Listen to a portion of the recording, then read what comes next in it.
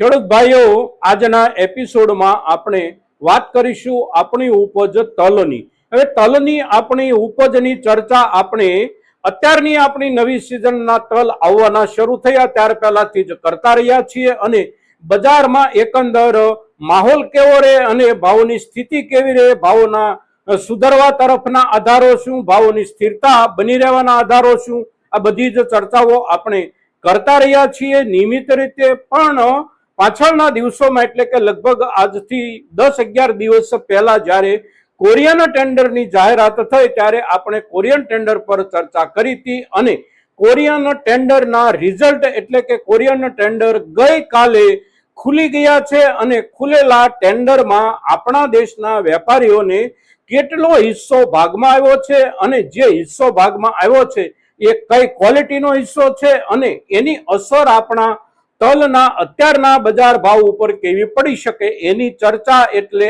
આજના આપણા આ એપિસોડની ચર્ચાનો મુખ્ય મુદ્દો મિત્રો. તો આપ સૌ દર્શક મિત્રો આજના આપણા આ તલ સંબંધિત વિડીયોમાં એપિસોડમાં અવશ્ય બન્યા રહેજો.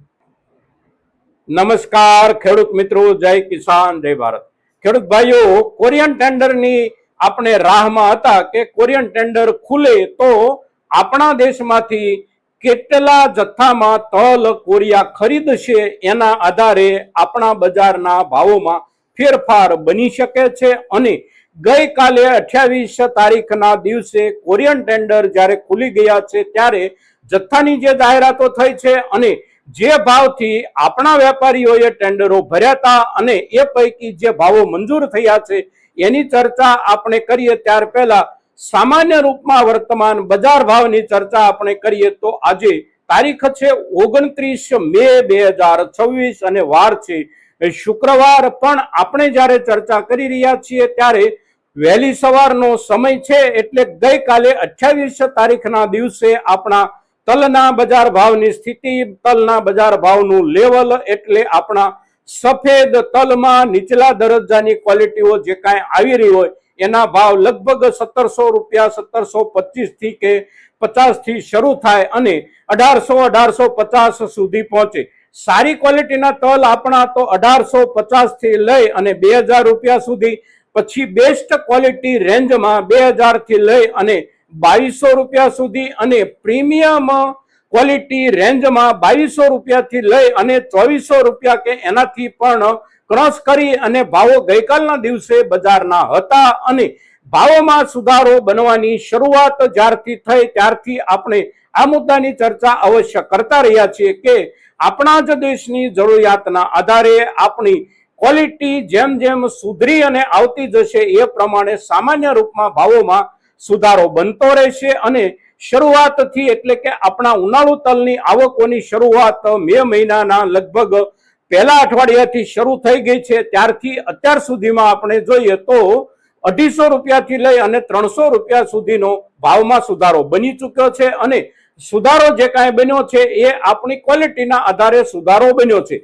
હવે કોરિયન ટેન્ડરમાં આપણા દેશને કેટલો જથ્થો ફાળવવામાં આવ્યો છે અને કઈ ક્વોલિટીનો જથ્થો આપણા દેશના વેપારીઓના ભાવના હિસાબથી માન્ય રહ્યો છે તો આપણા દેશનો બેસ્ટ ક્વોલિટી અને પ્રીમિયમ રેન્જ ક્વોલિટીના તલની ખરીદી માટે કોરિયન ટેન્ડરમાં મંજૂરી મળી છે અને એનો જથ્થો 4000 મેટ્રિક ટનનો છે. ત્યાર પછી બેસ્ટ ક્વોલિટીમાં જ પણ થોડા નીચા ભાવથી બીજો જે જથ્થો માન્ય રહ્યો છે એ 2000 ટનનો માન્ય રહ્યો છે. તદ ઉપરાંત હજી પણ 1-2 દિવસ દરમિયાન નેગોશિએશનના આધારે એટલે કે આવા જે ટેન્ડરો હોય છે, ખાસ કરીને આંતરરાષ્ટ્રીય ટેન્ડરો હોય અને એ ટેન્ડરોમાં ઘણા બધા દેશોના ઘણા બધા વેપારીઓ તરફથી ટેન્ડરો ભરવામાં આવ્યા હોય, ભાવો નાખવામાં આવ્યા હોય ત્યારે એના ઉપર નેગોશિએશન એટલે કે ભાવોમાં બાંધછોડ કરવાના મુદ્દે ચર્ચાઓ પણ ચાલતી હોય છે અને એ ચર્ચાઓના અંતે જથ્થાઓ ફાઇનલ થતા 2-3 દિવસ કે 4-5 દિવસનો સમય લાગતો હોય છે. એટલે અત્યાર સુધીમાં આપણા 2 વર્ગના જથ્થાઓ ફાઇનલ થઈ ચૂક્યા છે. એક જથ્થો 4000 ટનનો, એક જથ્થો 2000 ટનનો. હવે બાકીના જથ્થાની અંદર આપણને કેટલો જથ્થો ફાળવવામાં આવે છે અને કયા ભાવથી આપણો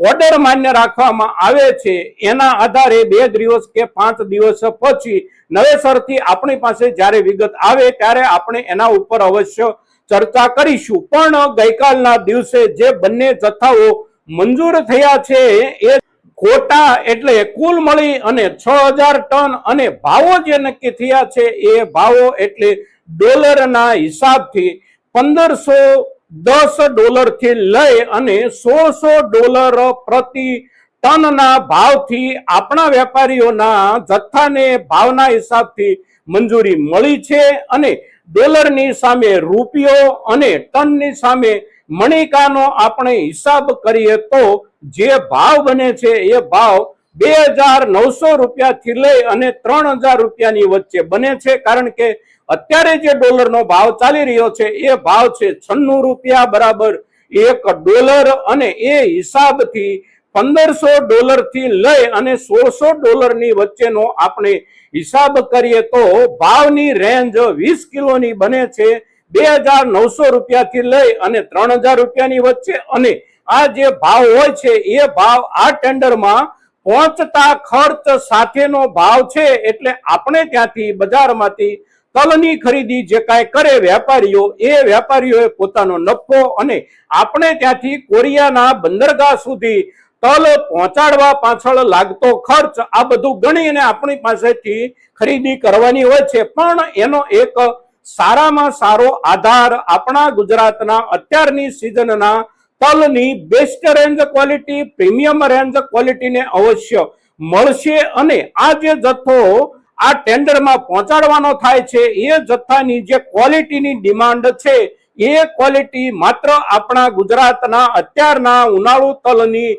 ઉપજના તલને જ આપણે ગણવા જોઈએ। આપણા દેશના બાકીના વિસ્તારોમાં ઉનાળુ તલનું જે કાંઈ વાવેતર થયું છે એ વાવેતર આપણા ગુજરાતના વાવેતરના રકબાની સરખામણીએ પણ બહુ ઓછું છે અને જ્યાં ક્યાંય પણ ઉત્પાદન થાય છે એ ઉત્પાદનની ક્વોલિટી હંમેશા આપણા ગુજરાતના ઉનાળુ તલની ક્વોલિટી કરતા પાછળ રહી જતી હોય છે। એટલે ક્વોલિટીના હિસાબથી આપણા જ તલ મોટા ભાગના ચાલશે। એટલે આપણી પ્રીમિયમ ક્વોલિટી અને પ્રીમિયમ રેન્જની જેટલી ક્વોલિટીઓ છે આ તમામના ભાવમાં આપણને ટેન્ડરમાં જનારા જથ્થાના કારણે અવશ્ય સામાન્ય રૂપમાં લાભ જોવા મળશે। અત્યારના દિવસોમાં આપણે જે કાંઈ વેપાર કરી રહ્યા છીએ એ ભાવમાં સુધારાની શક્યતાઓ અવશ્ય બને છે। એટલે આ મુદ્દાઓને ધ્યાનમાં રાખી અને આપણે આપણી પાસેની તલની ઉપજ ખાસ કરીને બેસ્ટ રેન્જ ક્વોલિટી અને પ્રીમિયમ રેન્જ ક્વોલિટીના તલ આપણે પકવ્યા છે અને પાક્યા છે।